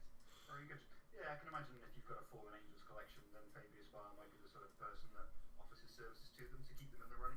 He might show up. Yeah. I think friends is probably a generous term, but acquaintances.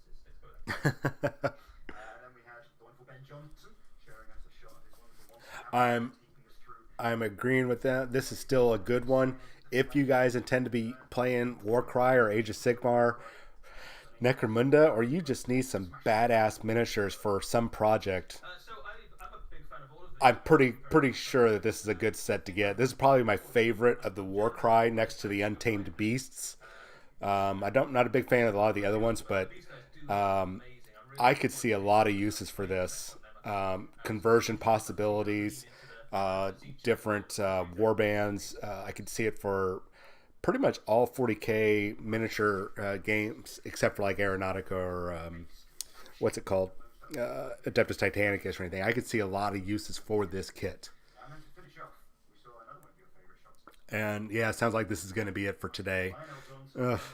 Oh, well, it's about an hour and 45-minute show. Woo!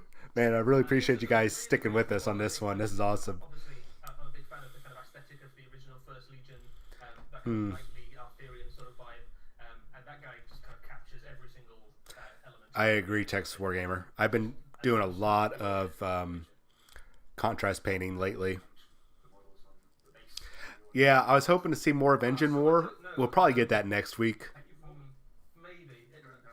If at all. Because I believe Engine War is next up. That should be releasing in April, but now probably May. So we'll probably be seeing Engine War in the next week or two. Oh, haha. We do have one last thing to talk about. So what normally happens at events like Adepticon is that we bring along some miniatures which are event-exclusive models, which people aren't able to get outside of those events, kind of as kind of special to the show, so people can pick them up to kind of celebrate their attendance and have a little memento of the event. And Adepticon was going to be the last event that you'd be able to pick up Lieutenant Amalius, which is a Space Marine Primaris Lieutenant. And the news we've got for you guys today is that we're going to be making this model available to order online from gamesworkshop.com. So basically you can place an order for this guy now. So even if you couldn't make it, Yes. because a lot of them obviously have cancelled. I love this model. Today, and as soon as we're back up and running again, we're gonna make up as many as we get orders for, and then send them out. So it's a made to order. We're not currently producing models because our kind of sites around the world are closed down due to the coronavirus. But as soon as we're back up and running, all the orders we've got we'll send them out to you wherever you are around the world. So everybody's got a chance to kind of pick up this really awesome event exclusive. It's superb. I failed to pick this miniature up myself, and he was winking at me from the corner of Blood and Glory last year. Yes, Texas Wargamer, you're going to be able to buy that model. I think it's made to order right now, so you can. I don't know if you're going to be able to purchase him today. Just keep checking the website. But they'll make up enough quantities to hit all their made to orders, and then they will sell it. They'll probably make a little bit of extra. So watch the Games Workshop store. It is make to order, so you should not run out of quantities. So, yay. I was a little worried that they were going to be making that horrible looking Space Marine Terminator Librarian and that Stormcast guy available. I'm glad they didn't. We've got loads more cool stuff for people to look forward to. Great stuff. Well, thank you very much for joining us, everyone. Go and check out everything on warhammer-community.com. If you missed anything, it's all up there on the blog now. And see you during the week. Bye-bye. All right, man, awesome previews. Let's see if we can get a refresh up. Yep, there we go. Last thing. He is going to be available. Let's see what they say here. It doesn't tell us how he's going to be available. But like they said, available to buy online, and everyone can get one. He'll be available for order for just 2 weeks, and we'll ship him right out as soon as we are back up and running, because they are closed down until, I think, till May 1st or May 2nd. Yeah, you know what, though? Watch Texas Wargamer, and I'll probably put it up on our Facebook page, and we'll talk about it in one of the shows, Monday, Tuesday, Wednesday, whenever I do a show. I will be pimping this out, telling you guys, hey, order. It's the only time you're gonna be able to get this model. Legit. This is an awesome model. I managed to secure one. I paid a bit of a premium price not too long ago, and I converted him up. And I wish I wouldn't have converted him, even though the conversion came out really, really good. I wish I would have secured a second one, but the price was just too much. Texas Wargamer, if you play a Chaos Space Marines, you could get him and make him one of Fabius Biles' super guys. I'm just saying. Anyways, we'll be talking about this model once we see, hey, this model's coming out. I'll be pimping it and reminding you guys to get this model. So we had a up and down show today, ending with finding out Lieutenant Amolius is going to be available. Finally, we got to see the Lion, Lionel Johnson, the Primarch of the First Legion of the Dark Angels, and a very awesome base. I expect we're going to see some more pictures in the future and a 360 view, which is going to be great because I'd love to see what else is going on with this model. This is really effing awesome. We know that this guy's going to have a bear head, and it's probably in the video here. Oops, sorry about that. We don't care about all these other Primarchs. Yeah, it looks like he's going to have a lot of really cool extra features on there. Yeah, he's gonna his head's actually really cool. I dig that head. I would probably do that over his helmet. That looks really awesome. So pretty excited about this.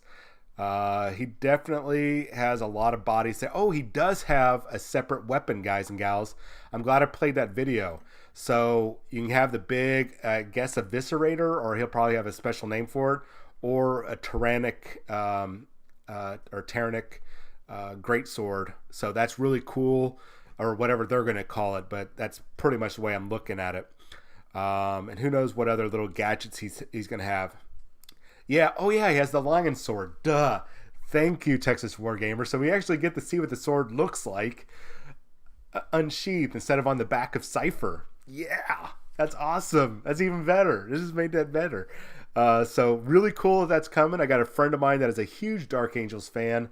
So I'm pretty sure he's really super stoked right now. I think Angus and Crom know. Well, actually, Angus Crom and Texas Wargamer, you all know David McNair. He's probably super stoked about this. And he's probably going to have that model. He's probably going crazy over it. I'm really happy for him because that's a badass model. All right, so we're going to move on to some Warcry. I'm not going to go over all the images for Warcry, but I'm excited about it. It's a good set. I could see so many possibilities with this. Psychic Awakening. Still don't know where this is going to fall in, but if the shipping labels and everything was right, or the dock labels, the contain, whatever it's called, custom labels were right. This is going to be coming after Engine War, which we should be seeing previews next month. So maybe even next week. And then after that, we'll be getting to see Fabius Bile and War of the Spider, which we were partially right on. It was going to be Custodes versus Death Guard. Talons of the Emperor versus Death Guard. So our rumors were correct. However, I did not anticipate the inclusion of the Imperial Assassins or Agents of Bile. So boo on our source, but probably good on our source not giving that out, because we've talked about before on this channel is that Games Workshop, they'll put information out there to their employees to plug leaks, and they'll follow the trail of crumbs to see who it was that did the leak. So by them saying, hey John, it's going to be Death Guards versus Talons of the Emperor, that's a lucky guess. Anybody could have guessed that. Now if they would have said, hey, it's going to be Talons of the Emperor, Death Guard, Fabius Bile, and the Assassins, then there would have been just a narrow group of people that they could focus in on and go, okay, it was one of you three, and it's probably you, Todd, or you, Karen, because we hate Todds and Karens. Sorry, Todd and Karens, but we cannot stand you guys. Karen, you're always wanting to talk to the manager. Todd, it's because your name is Todd. And if you guys don't know what I'm talking about, watch George Carlin talk about Todd, and you'll know what I'm talking about. Anyways, so it's good that they didn't give it information. As Texas Wargamer just said, sometimes being surprised is nice. I like that. That makes me happy. So I mean, I get kind of a double whammy. I get confirmation that source is solid, and I get the surprise of a little bit of extra. So I'm actually really excited about this because I really like Talons of the Emperor. So Middle Earth, the strategy battle game, that's also includes the Lord of the Rings and the Hobbit game. It's just kind of like the big blanket game system. It is a solid game system. I know I give it a lot of shit or a lot of crap. I'm sure once this is on YouTube, they're going to flag me. I think I'm at the maximum curse words that I can do without them pulling the video. Anyways, I always give it a bunch of crap. I'm not a big fan of the aesthetic, as I said before, but the gameplay is solid.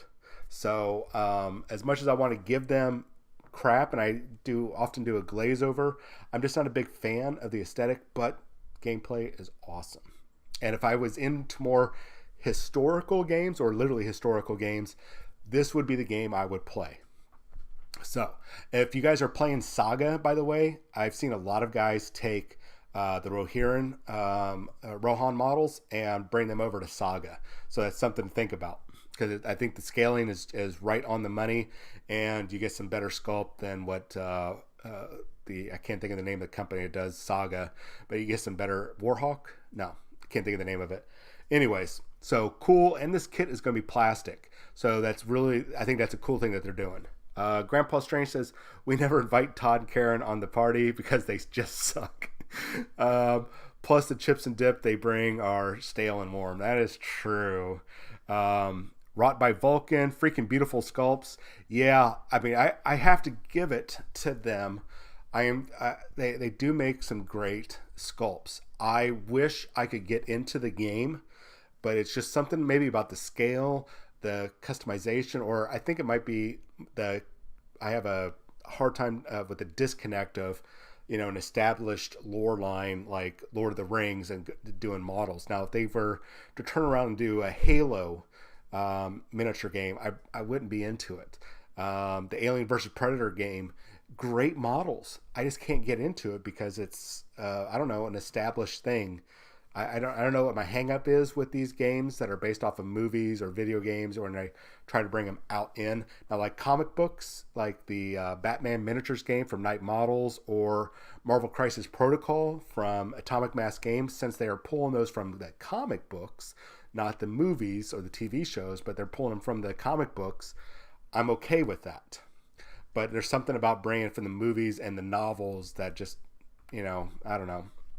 Anyways, continuing on, done with my little rant. The last part, or the first part, the Lumineth Realm Lords got some weird, really weird updates, guys and gals. Really weird here. I'm not sure.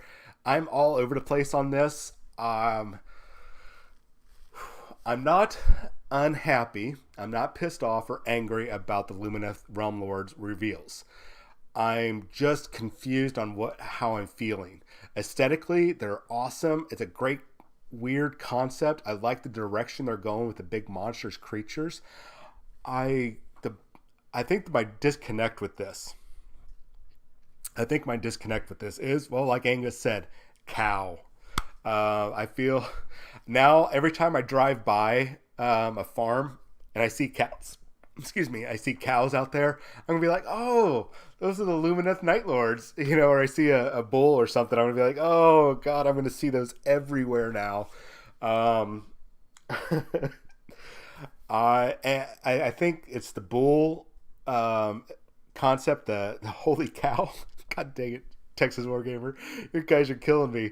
I think it's the cow animal thing that it just does not feel to me like it is something that I would connect with elves, which is probably a good thing because they're kind of rewriting the narrative on what we expect of elves.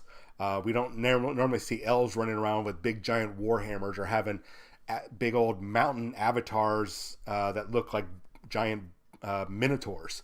I think that's throwing me off. The only aesthetic problem I really have with this model is the knee pads. I cannot get Captain Planet out of my head, or Sailor Moon. I feel like this is I don't know. I could just hear the Captain Planet thing. Fire, water, earth, air, and heart. And by our powers combined, we have Raging Mountain Bull Man. Oh my god. Or the power is yours. That's right, Texas Wargamer. Or I think of, and now this image is going to be in your guys' head. I can just see, they have like, hey, kind of like with the Eldar in 40K, the young king becomes the avatar of the Eldar avatar of war, Cain. I could see them going, hey, Lumineth Lumineth Realm Lord Elf, you're the young king. You're going to transform into this guy. And I could just see him doing this transformation, this Sailor Moon transformation into this big cow thing. And then the hearts brightening up. If you guys ever watched, oh gosh, I can't think of the name of the anime, but it's the one where the guy becomes a zombie. And Is This a Zombie? I think is the name of it. The anime or something like that. And he transforms into the magical girl with the chainsaw. You are not going to get that image out of your head. So there's going to be an elf, and he's going to do a transformation, and you're going to see his outline. He's going to be like, just getting all this ecstatic transformation scene, and it's going to be all these colors and brilliant things, and then boom, he's going to have that. There's going to be hearts everywhere. You guys are going to just that image is now going to be in your head. Crom Iron Skull said he's going to draw this like Sailor Moon. Thank you, Crom. We'll post this up on on this page. Sailor Moo. They are the one named Sailor Moo. I'm sorry if you guys are Lumineth Night Lords, Lumineth Realm Lords fan, and you're excited about this. I'm excited about this. It is a really cool sculpt. It has grown on me. I've just seen this transformation thing just popped in my head because of the heart knee pads. This is really cool. I'm excited to see what these things can do in combat. And I do love the fact that they are bridging that, or not bridging that gap, but essentially rewriting the narrative on how we see elves. We're not seeing the swords and spears and bows like we normally would. We're seeing these really brutal, beefy new units. So, and I like the fact that they are really going outside of the norm of what we would expect. And since they can't do big scary vehicles and fleet of tanks and jets and stuff, having these big monsters is really cool. The only thing that I do have a slight beef with is the impracticality of those helmets. Those helmets are, I'm not happy with that. I think that is I'm sorry, I think that is a stupid thing. And I understand this is fantasy and all that kind of stuff and whatever. I'm just thinking from a perspective of somebody that's was in the SCA, Society for Creative Anachronisms, and I did live combat in heavy armor. Wearing that, I mean, already having that big helmet on is a pain in the butt. And then I could never imagine, what the weight of that, unless those heads are like paper mache. Yes, I am mocking the new bovine overlords. I just don't like that aesthetic. I would cut those off if I got those models. Love how they are breaking the meta in hobby aesthetics. I agree by Vulcan. I think they're really, with stuff like this, they're really essentially making a name for themselves, really defining the niche or defining their niche, doing something that nobody else is doing. And that's really, like I said, for lack of a better term, they're breaking the narrative of what we expect from elves. So going this route, they are really blending in different, I think, real world cultures with different imagery, and they're really kind of pushing the boundaries. I mean, there's some parts of this that are a little goofy, but it still works. These helmets don't work from a practical standpoint. But I mean, that head looks like it should be a banner piece or a backpack piece or something. It does not look like it should be on their helmet. I would cut that off and do something different. Put a little plume of hair on the back of that. That would be a lot better. I don't even know how you would store those, man. Those are going to be some tall models. There's all sorts of problems with that, but easily fixed in my opinion. So I'm not going to write this off. This could still very well be my first Age of Sigmar army. You would have to stable them up or something. Oh, the puns are going to be bad. So good job, Games Workshop, on this. You've got my interest, and I'm going to be doing some more reviews on Lumineth Realm Lords as we go on. My personal interest is piqued in this army just because of its bizarreness. And kind of, I like going outside the box sometimes, and this really does that for me. So we'll see how this goes. The last thing, I'm not going to play the video. You guys can watch it for the Hammer and Bolter. I said we were going to probably see that today. So looking back at my guesses, what we've seen today so far. For Warhammer 40,000, the Loyalist Primarch, I said the Lion or Russ. So there it is. We got the Lion. War of the Spider reveals. We got that. Something with Emperor's Children. Got that. So right now, that's 3 out of 10. Then Age of Sigmar, I said Lumineth full line, I said full line release, but we got Lumineth. That was all, so that's 1 out of 7, so that's not too good. We got Warcry, Middle Earth, and let's see here. Sneak peek of the animated anthology, and that is it. So out of I had a lot of predictions. Out of 34 predictions, we got 7. So hey, you know what? This is our speculation, our guessing. So I'm okay with that. 7 out of 34 is not too bad. Some of those would be overlapped. So we still have more releases coming. Next week is going to be a bigger thing. I should have taken Engine War off of that because Engine War, we're not going to see anything for Engine War because it's going to be popping up next month. And some of the stuff for Age of Sigmar was really, I was just throwing stuff out there to stick to the wall. So not a big surprise.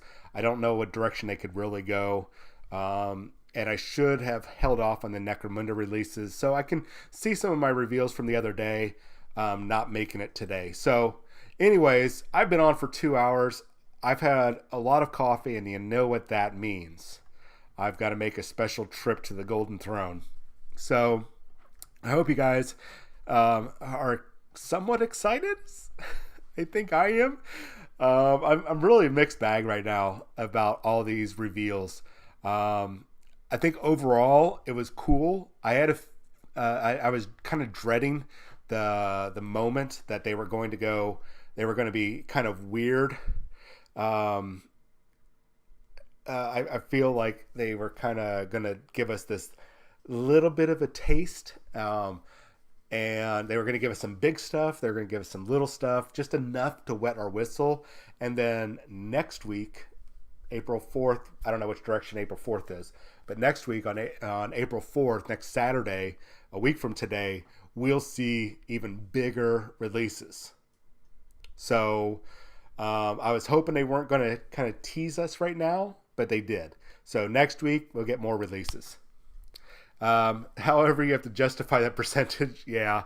You know, there was a lot of speculation there, Grandpa Strange, on what we would be seeing. You know, stuff I pulled from online, from personal conversations. And you know what? I only got 7 out of 34. Well, if I count that, some of those were, you know what? I'm already trying to justify. Shut up. Anyways, you guys have yourself a wonderful day. I'm going to go sit on the Golden Throne and contemplate everything that I've seen today. I will update tonight, or probably in the next few hours, if I'm going to be doing the live show tonight, showing how I do how I'm going to be painting Lehman Russ. If I can get the camera to work, if I can make everything work just right. So watch for that on Facebook. You might get a notification if you are not subscribed. Hit the subscribe button, hit the like button. I will talk to you guys later. You guys have yourself a wonderful day. Thank you so much for joining